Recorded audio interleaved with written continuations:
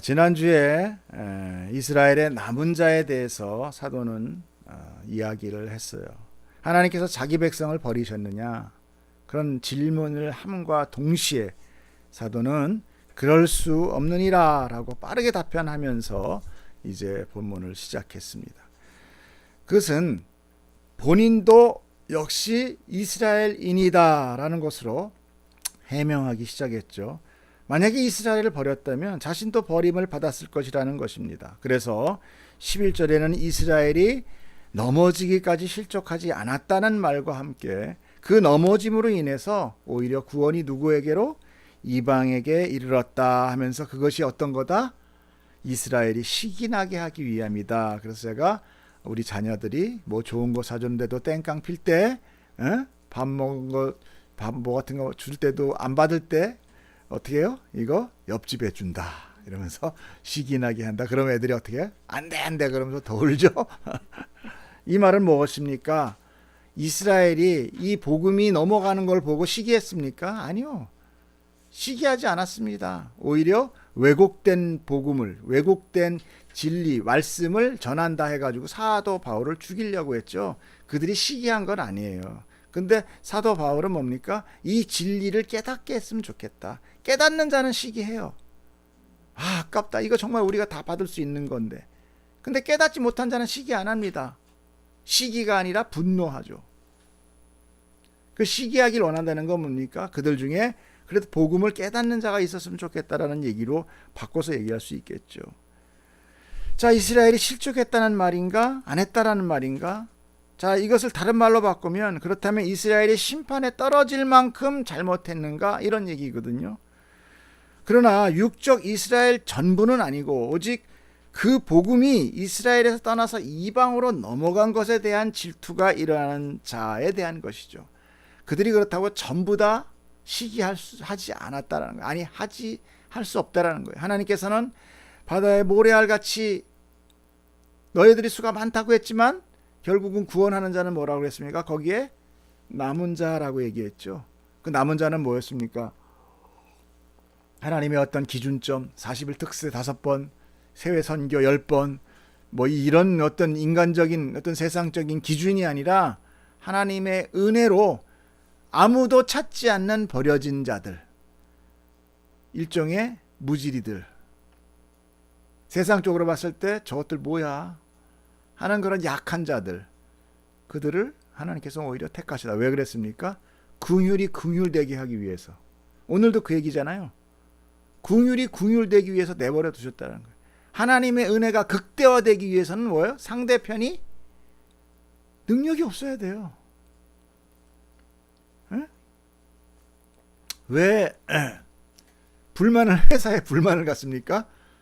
내가 사장보다 열심히 일했고 내가 사장보다 더 똑똑하고 내가 모든 걸 다 열심히 주도적으로 일을 하는데 나를 인정 안 해줘. 그때 화나는 거잖아요. 그래 안 그래요?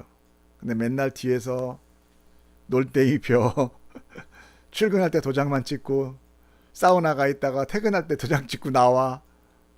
그런 사람은 사장한테 불만을 가질 일이 없어요. 고맙죠. 안 잘라주는 것이 고마울 따름이죠. 자, 이렇게 모두가 아니라 하나님께서 남은 자를 구원하신다는 거죠. 그것을 보고 이야기했습니다. 그것이 하나님께서 남겨놓은 7천과 같은 자들, 즉 남은 자다라고 했어요. 그래서 오늘 이야기의 결론을 앞서서 좀 이렇게 미리 얘기한다면 바로 29절 이후의 이야기예요. 하나님의 은사와 부르심에는 후회하심이 없다라는 것이죠. 하나님의 예정과 택하심에는 변함이 없다라는 거죠. 하나님, 그렇게 할 걸. 요건 좀 너무 무지를 데려왔네. 이런 거 없다라는 겁니다. 그래서 구원은 결코 도중 하차가 없어요. 그래서 안전한 거예요. 여러분의 구원이 안전한 거예요. 여러분의 하나님 택하심이 여러분, 제가 이런 소리 하면은 어떻게 될지 모르지만 어찌됐건 뭐 어떤 수단과 방법을 따지지 않고 여러분이 하나님을 벗어나려고 해도 못 벗어나요. 하나님의 택하심은 그런 겁니다. 하나님의 손에 붙들린 자는 절대 못 빠져나가요. 그것이 그 뒤에 나타난 하나님의 긍휼에 대한 거예요. 사실 이야기는 긍휼이에요. 그 복음의 어떤 택함과 율법주의 이런 것들이 계속 얘기가 나왔잖아요. 그죠? 그래서 겉으로 뭐 하는 자, 많은 자들이 나왔는데 사실 그게 아니라 이거는 뭐예요? 하나님의 긍휼이 모든 것을 덮었다. 그것을 이야기하고 있는 거죠. 그러므로 하나님의 택함과 주권에 대하여 하나님의 지혜와 지식의 풍성함과 그의 판단을 과연 이해하고 알릴 수 있는 존재가 누가 있겠느냐? 그걸 먼저 깨닫고 알 수 있는 사람이 누가 있겠느냐? 오직 하나님으로 인해 창조되고 통치되며 새 역사로 완성될 뿐이다. 하나님의 역사는 홀로 이끌어 가실 뿐이다. 피조물들은 결코 그의 지혜와 판단을 알 수 없어요. 맞습니다. 사람은 이 세상의 역사는 자처하고 내 인생의 작은 출생의 비밀 비밀인가요? 내 출생 그리고 삶 그리고 죽음도 아는 자가 없어요. 알 수도 없는 거예요. 그런 미지와 공간 속에서 모르는 오늘과 내일을 우리는 살아갈 뿐이에요. 이것이 인간의 무기력한 모습입니다. 이것이 실체예요. 어떻게 내가 태어났습니까? 그리고 어떻게 살아왔습니까? 어떻게 오늘 내가 하나님의 이름을 부르고 있습니까? 내가 어떻게 이 예배 자리에 앉아서 오늘 이 진리의 말씀, 하나님의 말씀을 우리가 같이 공부하고 있습니까? 몰라요. 모릅니다. 오직 이끄시는 하나님만 아실 뿐이에요. 자, 그러면 사도는 왜 이다지도 이스라엘에 대해서 또 그의 구원에 대해 이야기하고 있는가? 물론 그건 역시 하나님의 주권이라는 큰 토대 속에서 오히려 자신이 이스라엘이며 유대의 정통 학자이며 하나님에 대해서 가장 많이 알고 있다고 자부했던 자이기 때문입니다. 그것이 성경 안에 그대로 나타나 있는데 사실 성경 안에 사도 바울이 자기에 대해서 얘기한 거죠. 뭐라고 했냐? 나는 유대인으로 이성에서 자라 문화에서 엄한 교훈을 받았고 오늘 너희 모든 사람처럼 열심히 있는 자라. 이건 뭡니까? 유대인 중에서 내가 아주 정통 유대인이야. 내 율법에 대해서는 아주 그런 거죠. 자, 길리기아 다소라는 건 오늘의 그 터키 지방을 이야기합니다. 그는 유대인으로서 아주 부유한 집안에 태어났고요. 그로 인해서 그의 부모는 로마 시민권을 가질 수 있었어요. 그러니까 어떻게 해요? 부모가 로마 시민권이 태어난 아이는 뭐예요? 로마인이에요. 로마인. 예. 그래서 바울은 태어나면서 로마 시민이에요. 그래서 우리 사도 바울이 계속 이방 전도를 하고 다닐 때 그 로마 정부로부터 이제 그 이방 나라 사람들이 이 바울을 함부로 할 수 없었던 거예요. 왜 그래요? 선민이었기 때문에 통치국의 시민이기 때문에 잘못 건드리면 어떻게 돼요? 작살 나는 거예요, 그지? 그러니까 두려워했단 말이에요. 즉 바울은 신앙적으로도 정통 유대인의 선민의 가정이었고 세상적으로도 어때요? 세상을 통치하는 로마의 힘의 선민이었다라는 것을 이야기하는 거죠. 그리고 그는 가말리엘이 뭐냐면 유대 정통 아주 유명한 랍비예요. 쉽게 해서 하버드대 교수, 수석 교수 이런 거 마찬가지입니다. 그 가말리엘의 유대 정통 랍비 가르침 밑에서 성장한 거예요. 그런 그의 열심은 어느 정도였어요? 그 당시 바리새인들이나 유대 율법주의 사상과 아주 밀접했고 그래서 이 세상에 오셔서 율법을 거부하는 듯한 예수를 극렬히 싫어했어요. 특별히 예수님이 하나님을 아버지라고 부르는 것에 대해서 어떻게 합니까? 그건 신성모독이라는 것에 분노하면서 그때 초대교회를 핍박하는 주도적인 세력의 수장이 된 게 사도 바울이에요. 그런데 그가 멀리 도망한 그리스도를 잡아오기 위해서 다메섹으로 가던 중에 누구를 만납니까? 예수를 만나는 거죠. 땅에 엎드렸어요. 땅에 엎드리는 건 뭐냐면 자기의 모든 것이 그 주도권이 쌓였던 그 모든 그 가문적, 혈통적, 로마 시민, 율법 이게 다 없어졌다는 거죠. 엎드려져서 눈이 멀어요. 눈이 먼다는 건 뭡니까? 그동안 내가 보고 있었던 거 다 꽝이다. 리셋되는 순간이에요. 그는 예수의 제자가 됩니다. 비록 그는 이후에 만난 제자지만 직접 예수를 만났다 해서, 그리고 그 예수가 자기를 보냈다, 이방에 보냈다. 사도가 뭐예요? 보내심을 받은 자들이거든요. 복음을 위하여 보내심을 받은 자. 결국은 그래서 자기가 사도, 그래서 이제 뭐 설교 중에 뭐 자칭 사도 뭐 이런 얘기 나오지만, 그 자기의 사도성에 대해서 아주 상당히 서신서에다 많이 피력하고 있어요.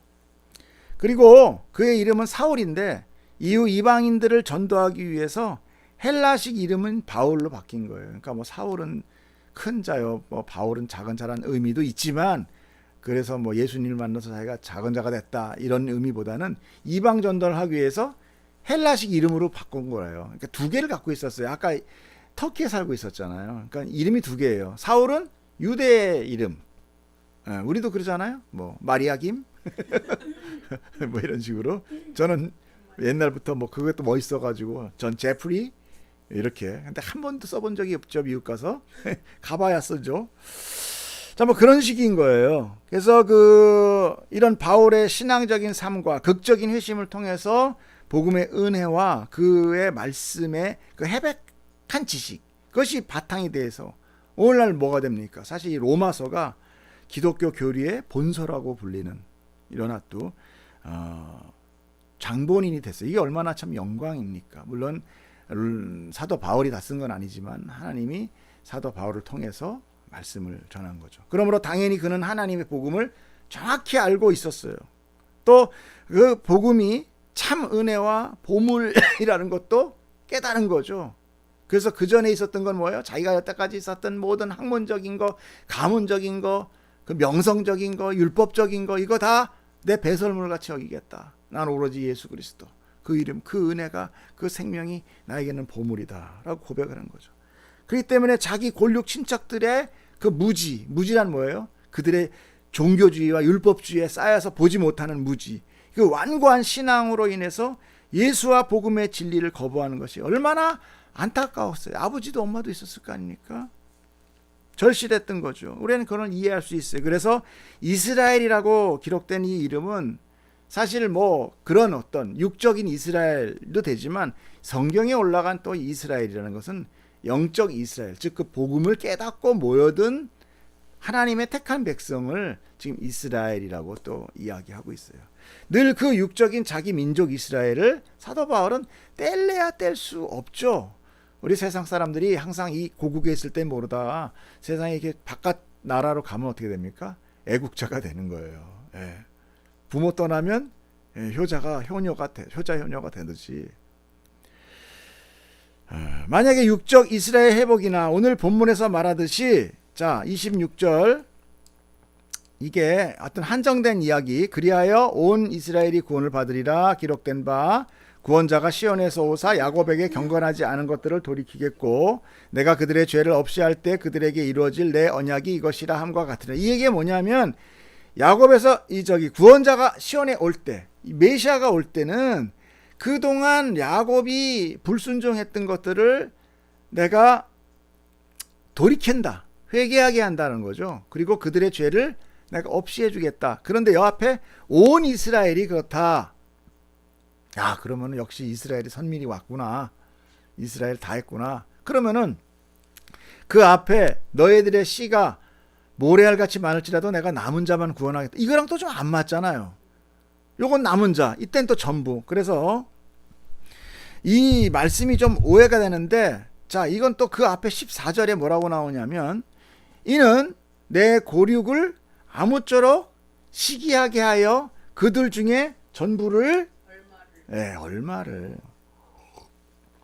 자 남은 자도 또 이 얼마라고 하면 이스라엘 전부는 아니라는 거죠. 분명히 서로 맞지 않아요. 그래서 26절에 이 온이라고 쓰인 헬라어 파스라는 단어는 각각이라는 의미와 모든 유형 중에 몇 가지의 의미를 담겨 있음을 볼 때 그 유형 중에 각각이라는 얘기거든. 그건 뭐냐면 그 은혜를 받은 자 모두, 이런 뜻이에요. 그러니까 하나님의 은혜를 받은 자 모두, 하나님이 택한 자는 전부 다 데려간다. 하나님의 택한 이스라엘 중에 이스라엘인은 다 구원을 받는다, 이런 의미가 되는 거니까 여러분이 그걸 헷갈려 하지 않기를 바랍니다. 특별히 본문 중에 이스라엘을, 우리가 지금 본문을 전부 다 너무 길어서 중간을 제가 뺐는데, 그 내용이 뭐냐면 참 감람나무의 가지로 이방인을 돌 감람나무의 가지로 비유하면서 사도 바울이 이야기하는 게 있어요. 과수원을 사는 사람이거나 아니면 옛날에 실과나 요즘은 실과라고 안 하죠. 뭐라고 하나? 아무튼 그런 거 배운 사람은 알아요. 무슨 얘기 한번 봅시다. 자, 또한 가지 얼마가 꺾였는데 돌 감나무인 내가 그들 중에 접붙임이 되어 참 감나무 뿌리의 진액을 함께 받은 자가 되었은즉 그 가지들을 향하여 자랑하지 말라. 자랑할지라도 내가 뿌리를 보존하는 것이 아니요 뿌리가 너를 보존하는 것이니라. 그러면 내 말이 가지인들이 꺾인 것은 나로 접붙임을 받게 하려 함이라 하리니 옳도다. 그들은 믿지 아니함으로 꺾이고 너는 믿음으로 섰느니라. 높은 마음을 품지 말고 도리어 두려워하라. 하나님이 원가지도 아끼지 아니하신즉 너도 아끼지 아니하시리라. 그러므로 하나님의 인자하심과 준원하심을 보라. 넘어지는 자들에게는 준원하심이 있으니 너희가 만일 하나님의 인자하심에 머물러 있으면 그 인자가 너희에게 있으리라. 그렇지 않으면 너도 찍히는 바 되리라. 그들도 믿지 아니하는데 머무르지 아니하면 접붙임을 받으리니 이는 그들을 접붙이실 능력이 하나님께 있습니다. 내가 원 돌 감람나무에서 찍힘을 받고 본성을 거슬러 좋은 감람나무에 접붙임을 받았으니 원 가지인 이 사람들이야 얼마나 더 자기 감람나무에 접붙임을 받으랴. 예, 이 얘기가 무슨 얘기입니까? 우리 앞에서 잠깐 나왔지만 뭐라고 내가 나오냐면 너희들은 인자하심과 준원하심이 있는데 인자하심에 머물러라. 준엄하심에 머물지 마라. 율법을요, 우리가 율법 자체로 이 세상의 율법, 쉽게 얘기해서 그거를 법으로 받아들이잖아요. 지금 이스라엘 그 유대인들, 유대 율법주의자들이 율법을 어떻게 받아들이고 있어요? 법으로 받아들이고 있어요. 그러면 그 법은 지켜야 되는 거예요. 안 지키면 뭐 법 안 지키면 잡혀 들어가든지 뭐 형을 사는 거잖아요. 근데 율법이라는 게 뭡니까? 내 율법의 전부를 열로 정리해 줄게 했던 게 10계명이죠. 그래서 10계명이라는 게 뭐랬어요? 10가지 계명이 아니라 10 전부를 열로 약속한 거. 거기에 뭐가 나옵니까? 하나님 사랑, 이웃 사랑이죠. 다 정리하면은 결국은 율법을 사랑으로, 아까 보죠, 인자하심으로 받아들이는 자는 모든 게 용서예요. 사랑으로 받아들이는 거예요. 근데 그거를 법으로 받아들이면 어떻게 돼요? 준엄하신 법 가운데 법. 그래서 너희들을 정죄하는 것은 바로 너희들이 그렇게 좋아하는 모세가 너희들을 하나님께 고발할 거다라는 얘기면, 모세가 율법 받았잖아요. 그러니까 그걸 율법으로 받아들이는 자. 그러니까 우리가 하나님의 지금 이 모든 꺾인 가지는 뭐였어요? 꺾인 가지는 법으로 받아들인 자를 얘기하는 거죠. 율법으로 받아. 그리고 나머지 접붙인 자는 뭐예요? 하나님의 인자가 그에게 접해서 이걸 접붙이, 그 빈자리에 접붙임을 받았다라는 거예요. 그러니까 요거는 비유죠. 자, 이런 행위를 접붙이라고 합니다. 사실 접붙이기는 한 나무의 장점과 다른 나무의 장점을 합해서 더 보다 나은 과실을 맺기 위한 게 사실 접붙이기의 원래 뜻은, 그렇죠? 하지만 오늘 본문의 비유는 그저 돌 감람나무의 가지가 참 감람나무의 접붙임을 받아서 그 이전에 돌 감람나무의 열매를 맺던 자가 이제 그 가지가 어떻게 돼요? 참 감람나무의 열매를 맺는 가지가 되었다, 이런 거죠. 죄로 인해 오직 사망을 가질 수밖에 없던 자가 하나님의 백성이라는 참 감람나무의 가지가 돼서 이제 생명을 갖게 되었다라는 것입니다. 하지만 가지는 참 감람나무나 돌 감람나무나 가지 스스로가 열매를 맺는 결정적인 이유가 되지 않지요.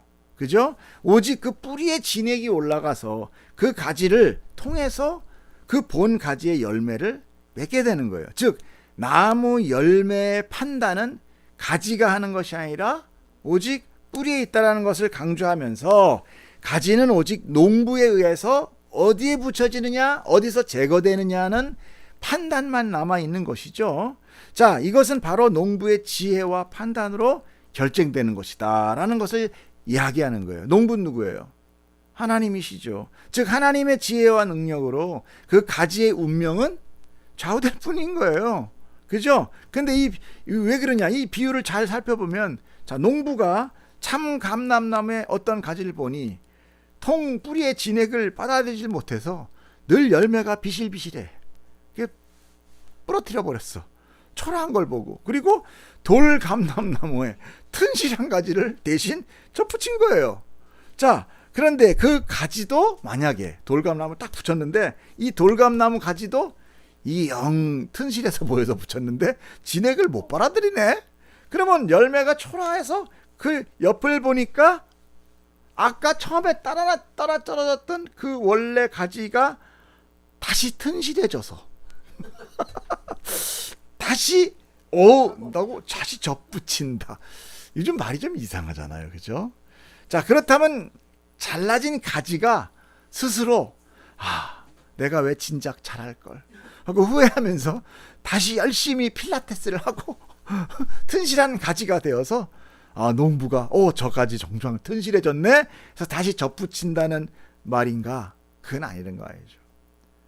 그러면 접붙이는 능력은 하나님께 있지만 가지가 자기의 발전으로 행해야 되는 것, 이상한 논리에 빠져요. 지금 교회가 그 짓 하고 있는 거예요. 그렇지 않아요? 우리가 가지잖아요. 근데 우리가 뭔가 열심히 해서 튼실한 가지가 되자. 그럼 하나님 보실 때 이렇게 튼실한 가지가 옆에 떨어져 있었네 세상에. 그리고 얇은 가지를 떼어내고 거기다 이렇게 접붙여서 됐다. 그러면 가지가 스스로 자격을 얻은 거잖아요. 자기의 어떤 구원의 자격을 스스로 얻을 수도 있고 버릴 수도 있다는 것이 이상한 논리가 되는 거죠. 자, 이거는 그런 얘기가 아니죠. 그렇기 때문에 이 이야기는 거의 바로 농부의 은혜가 그 돌감람나무, 사실 보면은 아까 뭐라 했습니까? 먹지 못하는 그런 열매를 맺는 그 돌감나무에 하나님의 농부의 은혜가 부어졌다라는 거예요. 그래서 아까 처음에 나온 데지만 가지를 잘랐다라는 얘기는 없고 잘라진 가지라고 나와요. 한번 볼까요?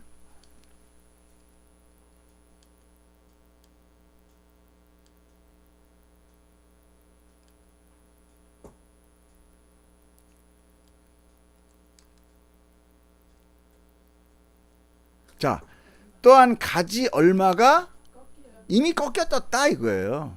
그러니까 하나님께서 이미 택할 자와 버릴 자가 이미 결정됐다니까. 이 돌감람 가지를 붙이기 위해서 얘를 부러뜨린 게 꺾인 게 아니라 꺾인 자리가 있다라는 거죠. 하나님의 백성의 빈자리가 있다. 이스라엘의 빈자리가 있다. 그 빈자리에 누가 됐다? 돌감나무가 대신 그 자리를 채웠다라는 얘기인 거죠. 그죠? 자, 이것은 사도 바울의 또 속마음이기도 해요. 사실은 이 비유를 얘기한 것은 이 사도 바울은 이스라엘의 피가 흐르기 때문에 그 안에 유대의 선민 사상이 뿌리 깊게 있다고 아까 그랬잖아요. 그로 인해서 비록 복음을 이방에 전하고는 있지만 그 복음을 받지 못하고 저렇게 완악해 버린 이스라엘 보면서 사실 이거는 뭐예요? 이스라엘에게 얘기하는 게 더 많죠. 이건 지금 현재 자기 형제 이스라엘에게 얘기하고 있는 거예요. 로마에 있는 유대주의, 로마에 있는 율법 이스라엘 사람들에게도 얘기하는 거예요. 그래서 비록 복음을 이방에 전하고 있지만 복음을 받지 못하는 이스라엘 보면서 복음의 소중함과 하나님의 큰 은혜를 더욱 강조하고 싶은 사도의 간절한 마음이 들어있다라고 해야 될 거예요. 일종의 이방인들아, 한편에는 이방인들아, 내가 전해서 구원을 은혜로 거저 받은 것, 그 거저 받은 것이 공짜라고 해서 너희가 복음을 무시하거나 간과하면 하나님은 이스라엘의 불신자도 버린 것 같이럼 너희를 버리면 오히려 더 쉬운 일이 될 것이다라는 경고와 함께, 그 경고만 있는 건 아니에요. 함께 하나님의 은혜가 얼마나 큰지를 너희가 알아라, 이런 얘기를 하는 거죠. 하나님께서는 복음을 이스라엘뿐만 아니라 온 땅 끝까지 이르게 하여 하나님의 택한 자를 불러 모으시는 것입니다. 그들이 바로 영적 이스라엘이에요. 하지만 이스라엘을 다 버린 것이 아니라 분명히 이스라엘 중에도 하나님의 택한 자가 있다라는 거예요. 그 시기와 때는 누가? 하나님이 정하는 거죠. 그것을 이사야 글이나 엘리야의 이야기를 비유로 기록했던 것이죠. 우리가 지난주에 봤듯이 남은 자라든지 또는 남긴 자라든지 그들은 스스로 남은 게 아니었어요. 스스로 남겨진 것도 아니에요. 하나님께서 그렇게 하신 거예요. 자, 다시 한번 볼까요? 11장 4절 그에게 하신 대답이 무엇이냐? 내가 나를 위하여 바알에게 무릎을 꿇지 한 사람 7,000명을 남겨두었다. 누굴 위하여? 나를 위하여.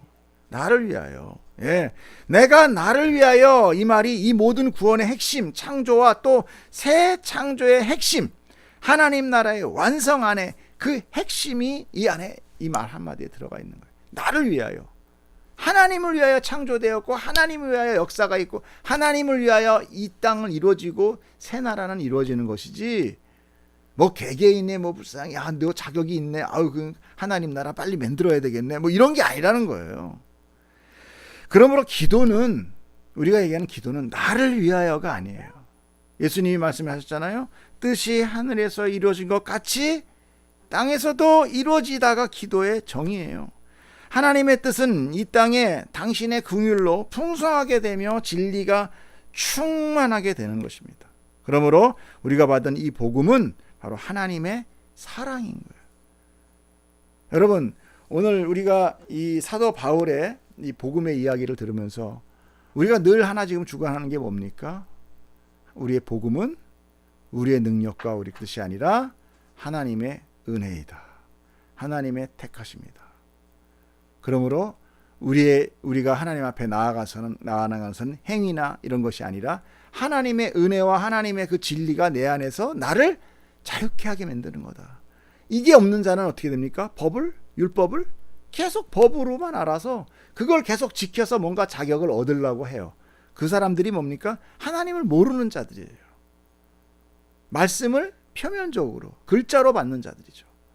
그러나 하나님의 그 안의 뜻은 뭡니까? 하나님은 사랑을 우리에게 주시는 거예요. 그 긍휼을 우리에게 주시는 거예요. 그리고 그 하나님의 하나님됨이 이 땅 가운데 이 창조의 세계에 하나님으로의 충만이 돼요. 무소부재하자 그러잖아요. 어디에든 다 계시는 하나님.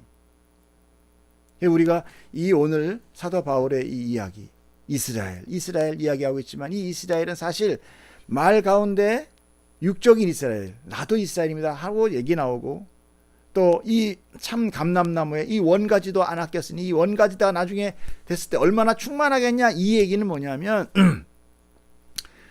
지금 너희들의 이방인의 가지도 열매가 풍성한데 만약에 이 원가지가 된다면 이 풍성함이 얼마나 더 풍성하겠냐, 이런 얘기인 거예요.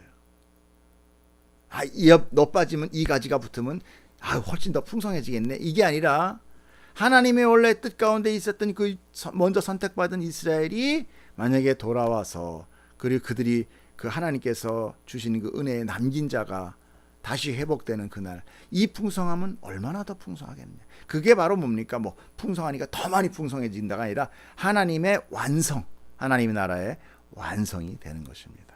오늘 여러분의 이 하나님 말씀이 여러분 안에 그 구원과 복음과 그 믿음의 여러분 원동력이 되기를 축복합니다. 기도하겠습니다.